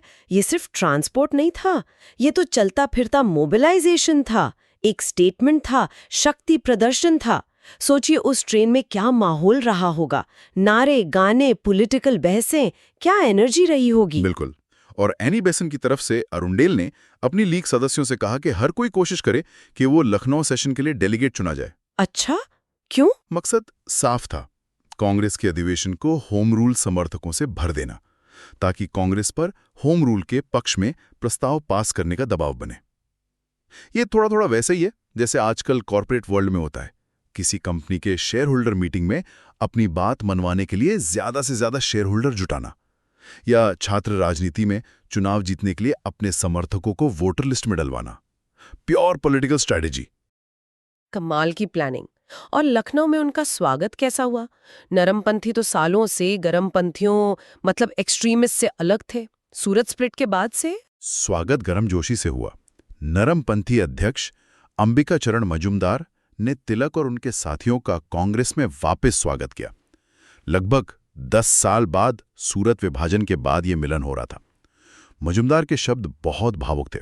उन्होंने कहा, लगभग 10 साल के दर्दनाक अलगाव और गलतफहमियों के जंगल और अप्रिय विवादों के भंवर में भटकने के बाद भारतीय राष्ट्रवादी पार्टी के दोनों धड़ों ने यह महसूस किया है कि वे एकजुट होकर खड़े रह सकते हैं, लेकिन बंटकर गिर जाएंगे। और भाई आखिरकार भाइयों से मिल गए हैं। United they stand but divided they fall. हाँ, एकता पर बहुत जोर था। ये दिखाता है कि अंग्रेजों के खिलाफ एक यूनिफाइड नेशनलिस्ट फ्रंट बनाने की जरूरत सब महसूस कर रहे थे। समय की मांग थी ये। सूरत के बाद ये पुनर्मिलन वाकई ऐतिहासिक था। लेकिन लखनऊ सेशन सिर्फ इसी वजह से याद नहीं किया जाता। एक और बड़ा लैंडमार्क था, कांग्रेस और मुस्लिम लीग के बीच समझौता, जिसे लखनऊ पैक्ट कहते हैं। इसमें तिलक और बेसेंट दोनों की बड़ी भूमिका बताई जाती है। हाँ, ये इस सेशन का सबसे महत्वपूर्ण और शायद सबसे विवादास्पद नतीजा था। तिलक और बेसेंट दोनों ने समझौते के लिए बहुत जोर लगाया, लेकिन कांग्रेस के अंदर ही मदन मोहन मालवीय जैसे कई बड़े नेता इसके सख्त खिलाफ थे। विवाद किस बात पर था? मतलब प्रॉब्लम क्या थी इस पैक्ट से? विवाद का मुख्य कारण था कांग्रेस का मुस्लिम लीग की एक बड़ी मांग मान लेना, मुस्लिमों के लिए अलग निर्वाचन क्षेत्रों मतलब सेपरेट इलेक्टोरेट्स का सिद्धांत। सेपरेट इलेक्टोरेट्स, इसका मतलब क्या था? ठीक।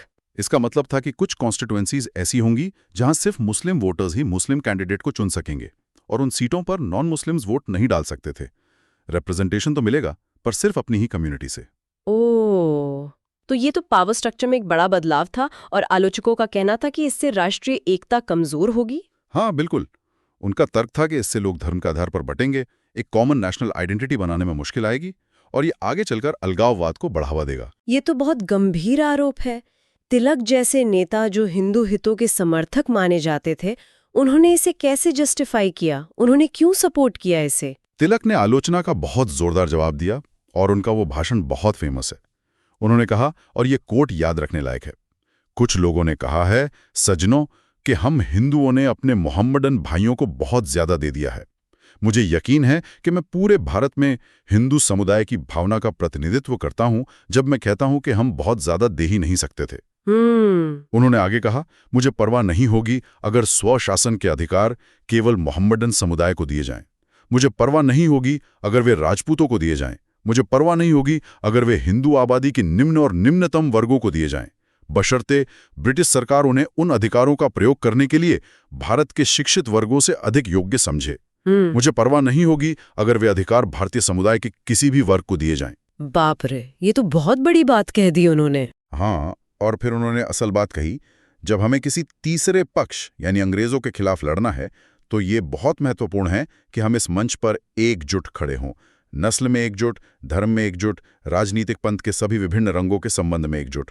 Wow, unity above all else, ये तो बहुत पावरफुल स्टेटमेंट है, खासकर तिलक जैसे कद के नेता से। उनका फोकस एकदम क्लियर था, पहले अंग्रेजों से लड़ना है, उसके लिए एकता सबसे जरूरी है। हाँ, और तिलक, जिन्हें कई लोग रूढ़िवादी हिंदू मानते थे, का ये रुख देखकर विरोध ठंडा पड़ गया। स्रोत सामग्री ये कहती है कि मुसलमानों के लिए सेपरेट इलेक्टोरेट्स का सिद्धांत मानना बेशक एक विवादास्पद फैसला था, लेकिन इसके पीछे एक ईमानदार इच्छा थी। अल्पसंख्यक समुदाय यानी मुसलमानों के मन में जो डर था कि बहुसंख्यक यानी हिंदू राज में उनके हित सुरक्षित नहीं रहेंगे, उस डर को दूर करना। उस समय की राजनीतिक मजबूरी कहें या जरूरत, एकता को किसी भी कीमत पर हासिल करना प्राथमिकता बन गई थी, भले ही उसके लिए ऐसे समझौते करने पड़े जिनके दूरगामी परिणाम शायद ठीक ना हो। यहाँ हम सिर्फ वही बता रहे हैं जो स्रोत में कहा गया है, कोई अपना जजमेंट नहीं दे रहे हैं। ठीक है। इस पैक्ट के अलावा कांग्रेस ने और क्या प्रस्ताव पास की लखनऊ में? कांग्रेस ने स्वशासन की दिशा में एक कदम के तौर पर कॉन्स्टिट्यूशनल रिफॉर्म्स की मांग का एक प्रस्ताव पास किया। ये उतना रैडिकल नहीं था जितना होम रूल लीग वाले चाहते थे, लेकिन लीग वालों ने भी कांग्रेस की एकता बनाए रखने के लिए इसे स्वीकार कर लिया। एक तरह का गिव एंड टेक चल रहा था, कॉम्प्रोमाइज था दोनों तरफ से। लेकिन तिलक का एक और आइडिया था जो पास नहीं हो पाया, कुछ कमेटी बनाने की बात। हाँ, और वो बहुत महत्वपूर्ण था। तिलक ने प्रस्ताव रखा कि कांग्रेस को एक छोटी, स्थायी और संगठित कार्यकारिणी समिति मतलब वर्किंग कमेटी बनानी चाहिए। वर्किंग कमेटी ऐसे आज होती है पार्टियों में? हाँ, बिल्कुल वैसे ही। ये कमेटी कांग्रेस के रोजमर्रा के काम देखेगी और जो प्रस्ताव सालाना अधिवेशनों में पास होते हैं उन्हें लागू करवाने के लिए जिम्मेदार होगी। तिलक चाहते थे कि कांग्रेस सिर्फ साल में एक बार मिलने वाली डिबेटिंग सोसाइटी न रहकर एक ऐसी ऑर्गेनाइजेशन बने जो लगातार आंदोलन चला सके, जिसके पास एक डिसीजन मेकिंग बॉडी हो। ये एक स्ट्रक्चरल चेंज का प्रयास था, कांग्रेस को ज्यादा इफेक्टिव बनाने का। लेकिन ये पास नहीं हुआ, क्यों?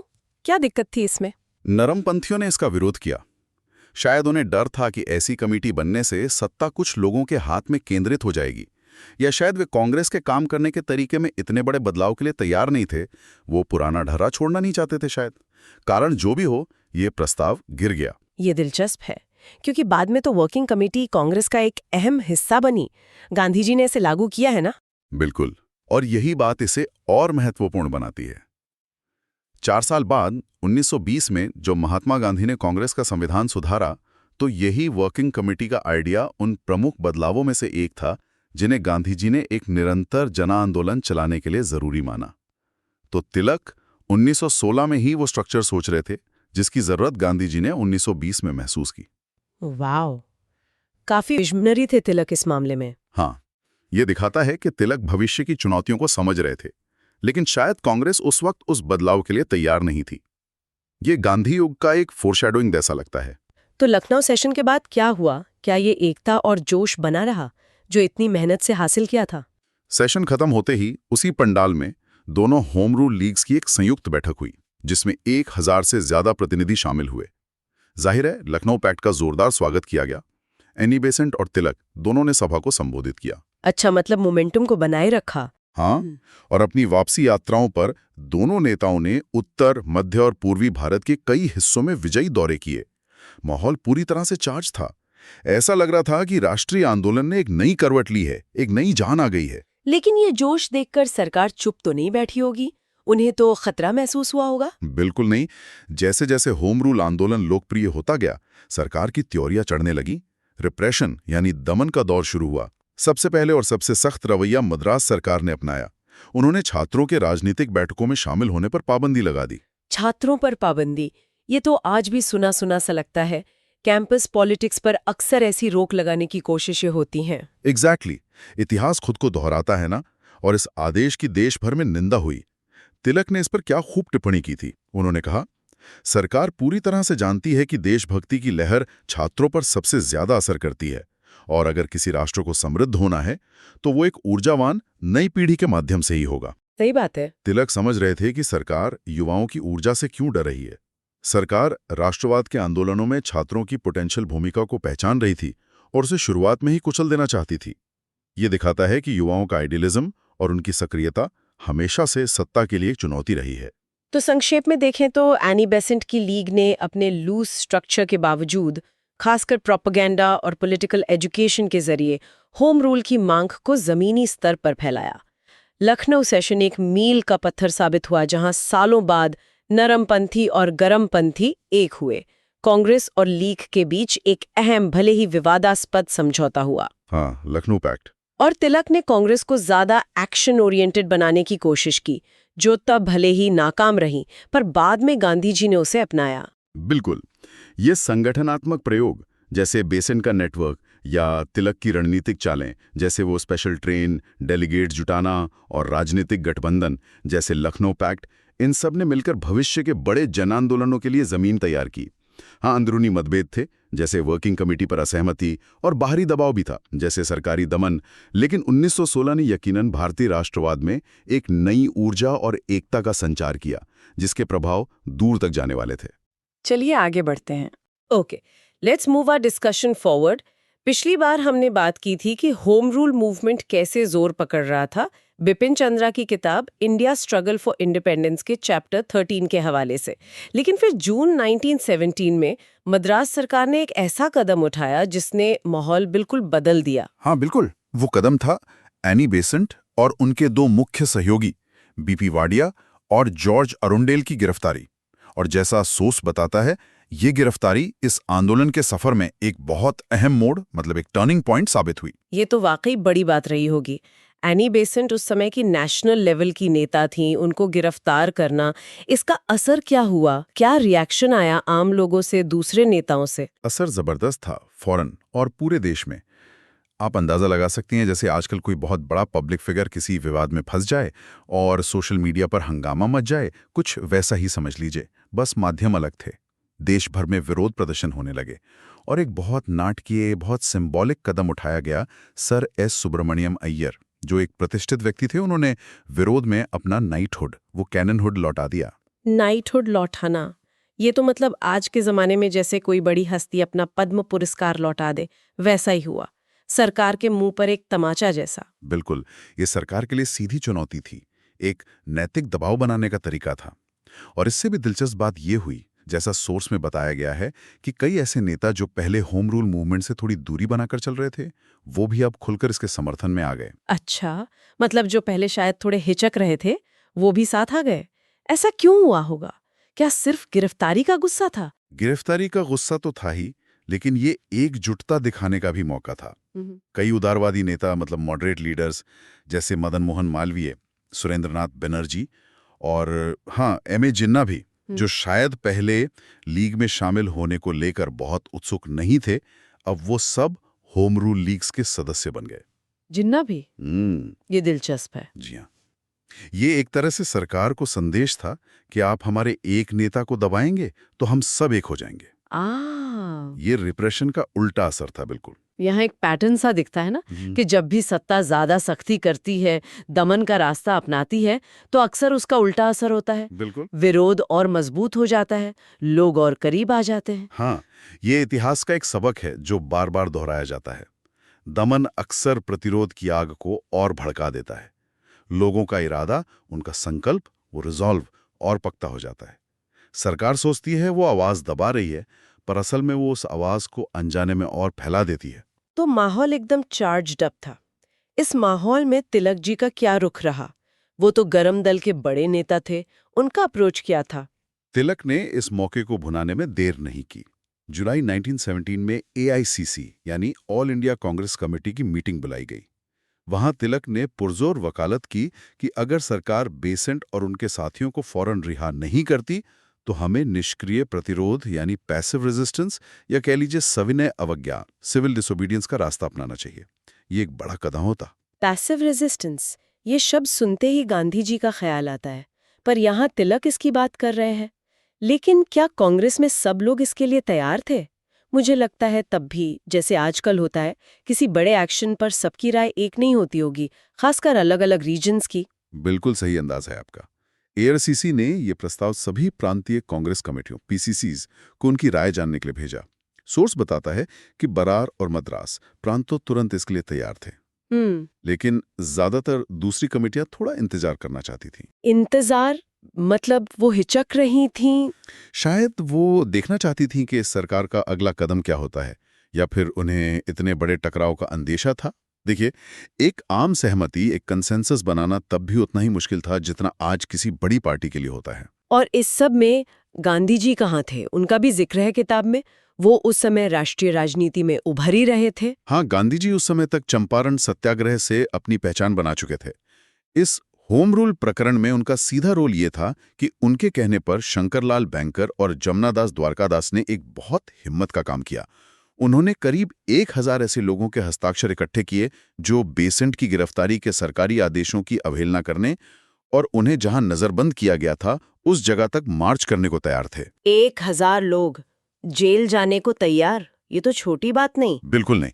सोचिए, ये सरकार को सीधी चुनौती थी, खुली अवज्ञा, मतलब डिफायंस का ऐलान था। और भी कुछ किया उन्होंने? हाँ, सोर्स ये भी बताता है कि उन्होंने होम रूल के समर्थन में 10 लाख किसानों और मजदूरों के हस्ताक्षर वाली एक याचिका तैयार करने का भी काम शुरू किया। गुजरात के शहरों और गांवों में लीग की नई शाखाएं खोली। ये सब दिखाता है कि सरकार के दमन ने आंदोलन को कमजोर करने के बजाय उसे और ग्रासरूट लेवल तक पहुंचाने और लोगों के इरादों को मजबूत करने का काम किया। किताब में मॉन्टेग्यू की डायरी का एक बड़ा दिलचस्प जिक्र है। शिव, पत्नी, 52 टुकड़े। ये क्या कहानी है? सुनने में बड़ा अजीब लगता है। हाँ, ये उस समय के secretary of state for India Edwin Montagu की डायरी से ली गई एक रोचक उपमा है, एक एनालॉजी। उन्होंने लिखा था कि जैसे पौराणिक कथा में शिव ने गुस्से में अपनी पत्नी सती के मृत शरीर के 52 टुकड़े किए, तो हर टुकड़ा एक शक्ति पीठ बन गया और असल में उनके पास 52 शक्ति केंद्र हो गए। ओहो। वैसे ही भारत सरकार ने एनी बेसेंट को नजरबंद करके पाया कि उनके सामने एक नहीं बल्कि कई और बेसेंट जैसी चुनौतियां खड़ी हो गईं। मतलब एक समस्या को दबाने की कोशिश ने कई नई समस्याएं पैदा कर दी। ये दिखाता है कि अंग्रेज अधिकारी भी अंदर खाने समझ रहे थे कि उनकी ये दमन की पॉलिसी उल्टी पड़ रही है। ये तो कमाल की ऑब्जर्वेशन है। तो क्या सरकार को समझ आया कि सिर्फ लाठी चलाने से बात नहीं बनेगी, उन्हें अपनी रणनीति बदलनी पड़ी? बिल्कुल। ब्रिटेन में बैठी सरकार ने भारत के बदलते मूड को भांप लिया। उन्हें लगा कि सिर्फ सख्ती से काम नहीं चलेगा, कुछ नरमी दिखानी पड़ेगी, सुलह का रवैया अपनाना होगा, एक कंसीडरेटरी पोस्चर। और इसी सोच के तहत नए secretary of state Edwin Montagu ने 20 अगस्त 1917 को ब्रिटिश संसद के हाउस ऑफ कॉमन्स में एक ऐतिहासिक घोषणा की। हाँ, मॉन्टेग्यू डिक्लेरेशन। जी, मॉन्टेग्यू डिक्लेरेशन के नाम से जाना जाता है। ऐतिहासिक घोषणा। ऐसा क्या खास था इसमें? ये इतना इम्पोर्टेंट क्यों माना जाता है? ये वाकई बहुत महत्वपूर्ण था क्योंकि इसने ब्रिटिश सरकार की भारत के प्रति नीति की दिशा बदल दी। कम से कम कागज पर तो मॉन्टेग्यू ने घोषणा की कि सरकार की नीति है प्रशासन की हर शाखा में भारतीयों की भागीदारी को बढ़ाना, मतलब इंक्रीजिंग एसोसिएशन ऑफ इंडियंस, और धीरे धीरे स्वशासी संस्थाओं का विकास करना, यानी सेल्फ गवर्निंग इंस्टीट्यूशंस। और लक्ष्य? और इसका अंतिम लक्ष्य क्या बताया? ताकि भारत में ब्रिटिश साम्राज्य के एक अभिन्न अंग के रूप में जिम्मेदार सरकार की क्रमिक प्राप्ति हो सके। रिस्पॉन्सिबल गवर्नमेंट, प्रोग्रेसिव रियलाइजेशन, ये शब्द इस्तेमाल हुए हैं। रिस्पॉन्सिबल गवर्नमेंट, जिम्मेदार सरकार, ये शब्द तो बहुत बड़ा है। ये 1909 के मॉर्ले मिंटो सुधारों से तो बिल्कुल अलग बात हुई। मुझे याद है लॉर्ड मॉर्ले ने तो तब साफ कहा था कि उन सुधारों का मकसद भारत में संसदीय या जिम्मेदार सरकार लाना कतई नहीं है। एग्जैक्टली। यही इस घोषणा का सबसे बड़ा महत्व था। इस घोषणा के बाद होम रूल या सेल्फ गवर्नमेंट की मांग करना तकनीकी रूप से राजद्रोही या सेडिशियस नहीं रहा। जो मांग कल तक गैर कानूनी मानी जा सकती थी, वो अब ब्रिटिश सरकार की घोषित नीति का हिस्सा बन गई थी। ये एक बड़ा वैचारिक बदलाव था। लेकिन इसमें जरूर कोई कैच होगा। ब्रिटिश सरकार इतनी आसानी से सत्ता छोड़ने का वादा तो नहीं कर सकती। कुछ बारीक अक्षरों में लिखी शर्तें, वो फाइन प्रिंट तो होंगी ही। हाँ, और वो कैच बहुत महत्वपूर्ण था। घोषणा में यह भी साफ कर दिया गया था कि जिम्मेदार सरकार की तरफ बढ़ने की प्रकृति, मतलब नेचर, और उसका समय, टाइमिंग क्या होगा, इसका फैसला अकेले ब्रिटिश सरकार और भारत सरकार ही करेंगी। अच्छा? मतलब कितना अधिकार देना है और कब देना है, ये हम तय करेंगे। इसने उन्हें असली सत्ता हस्तांतरण, वो ट्रांसफर ऑफ पावर, को अनिश्चित काल तक टालने की पूरी गुंजाइश देती। एक लूपहोल मिल गया। ये क्लासिक सरकारी भाषा थी। बड़ा वादा भी कर दिया और कंट्रोल भी अपने हाथ में रखा। समझ गई।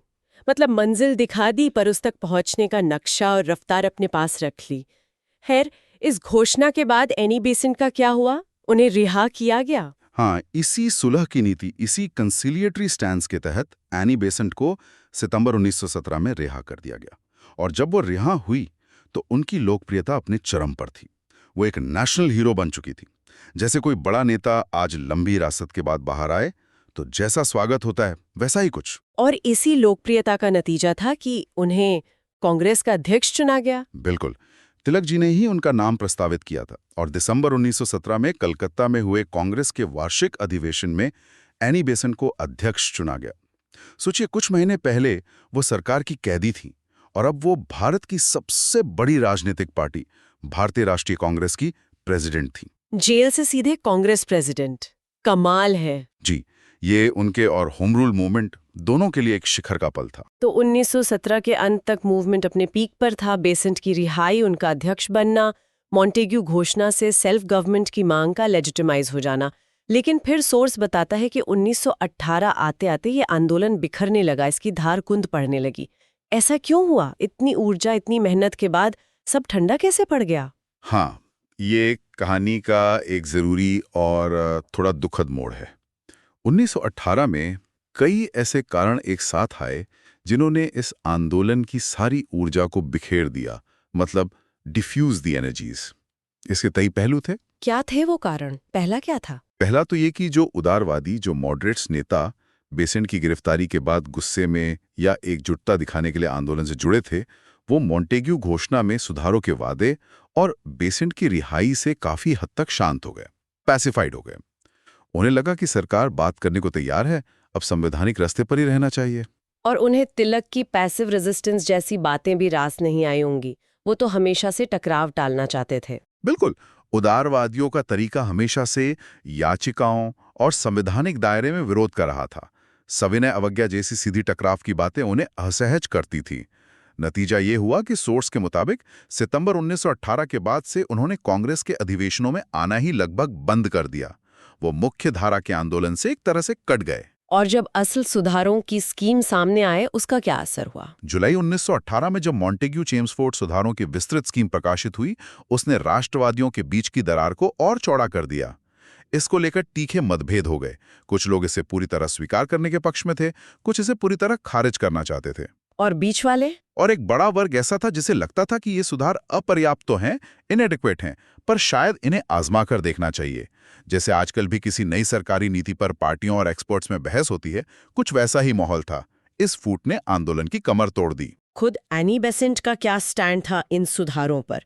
वो तो मूवमेंट की सबसे बड़ी नेता थी उस वक्त। यहीं पर एक और बड़ी समस्या सामने आई। एनी बेसेंट खुद इस मुद्दे पर बहुत अस्थिर रहीं, उनमें काफी वैसिलेशन देखने को मिला। उनका कोई स्पष्ट और टिकावा रुख नहीं बन पाया। कभी वो पैसिव रेजिस्टेंस को सिरे से खारिज कर देती, फिर कभी अपने युवा और गर्म मिजाज समर्थकों के दबाव में आकर उसकी वकालत करने लगती। और सुधारों पर भी उनका स्टैंड बदलता रहा। हाँ, सुधारों पर भी उनका रुख लगातार बदलता रहा। शुरुआत में उन्होंने तिलक के साथ मिलकर कहा कि ये सुधार इतने नाकाफी हैं कि ब्रिटेन के देने लायक नहीं और भारत के लेने लायक नहीं। हाँ, unworthy of Britain to offer and India to accept. जी, लेकिन कुछ समय बाद वो खुद ही इन्हें स्वीकार करने के पक्ष में दलीलें देने लगी। अब जब लीडर ही इतना कंफ्यूज्ड हो तो फॉलोअर्स में भ्रम फैलना स्वाभाविक है। इससे आंदोलन दिशाहीन सा हो गया। और तिलक जी का रवैया कैसा था? क्या वो ज्यादा स्थिर थे? तिलक का रवैया तुलनात्मक रूप से ज्यादा स्थिर था, कंसिस्टेंट था। वो सुधारों के आलोचक तो थे, लेकिन शायद पूरी तरह बहिष्कार के पक्ष में नहीं थे। वो रिस्पॉन्सिव कॉपरेशन यानी एक तरह के सशर्त सहयोग की बात कर रहे थे। लेकिन बेसेंट की अस्थिरता, उदारवादियों के अलग होने और सुधारों पर बंटवारे के माहौल में वो अकेले आंदोलन को पहले जैसी ऊंचाई पर बनाए नहीं रख सकी। और फिर उसी दौरान वो इंग्लैंड भी चले गए थे। हाँ, ये आंदोलन के लिए एक और बड़ा झटका था। 1918 के आखिर में वो वैलेंटाइन शिरोल नाम के एक अंग्रेज पत्रकार पर मानहानि का मुकदमा, वो लाइबल केस लड़ने के लिए इंग्लैंड चले गए। ये वही शिरोल थे जिन्होंने अपनी किताब इंडियन अनरेस्ट में तिलक को भारतीय अशांति का जनक कहा था। यानी एक बहुत ही नाजुक और महत्वपूर्ण समय पर आंदोलन का एक प्रमुख और स्थिर नेता देश के बाहर था। एग्जैक्टली। तो आप स्थिति की कल्पना कर सकती हैं। एनी बेसेंट स्पष्ट नेतृत्व, फर्म लीड नहीं दे पा रही थी, खुद कंफ्यूज थी। तिलक जो ज्यादा स्थिर थे वो देश में नहीं थे, उदारवादी पहले ही अलग हो चुके थे। नतीजा ये हुआ कि इतना बड़ा जोरदार आंदोलन नेतृत्वहीन हो गया। लीडरलेस हो गया और धीरे धीरे अपनी ऊर्जा खोकर खत्म हो गया। जो आग 1917 में इतनी तेजी से फैली थी, वो 1918 के अंत तक लगभग बुझ सी गई। ये तो कहानी का काफी निराशाजनक अंत लगता है। तो क्या ये माना जाए कि होम रूल आंदोलन पूरी तरह विफल रहा? इसका कोई स्थायी फायदा नहीं हुआ देश को? नहीं, बिल्कुल नहीं। ऐसा सोचना इतिहास की गलत व्याख्या होगी। भले ही ये आंदोलन अपने तात्कालिक लक्ष्य पूरी तरह हासिल नहीं कर पाया और 1918 में बिखर गया, लेकिन इसकी एक बहुत महत्वपूर्ण और स्थायी विरासत है, लेगेसी है, जिसका जिक्र बिपिन चंद्रा ने भी किया है। क्या थी वो विरासत? किन मायनों में ये सफल रहा? सबसे पहली और शायद सबसे महत्वपूर्ण बात, इसने जोशीले उत्साही राष्ट्रवादियों की एक पूरी नई पीढ़ी तैयार की। आर्डेंट नेशनलिस्ट्स, ये वो युवा थे जो इस आंदोलन के जरिए राजनीति में सक्रिय हुए, जिन्होंने पहली बार सड़कों पर उतरकर नारे लगाए, पर्चे बांटे, लीग की मीटिंग्स में हिस्सा लिया। अच्छा। यही पीढ़ी, यही कैडर आगे चलकर गांधी जी के नेतृत्व में राष्ट्रीय आंदोलन की रीढ़ बना, बैकबोन बना, जब आंदोलन अपने असली जन आंदोलन वाली फेज में दाखिल हुआ।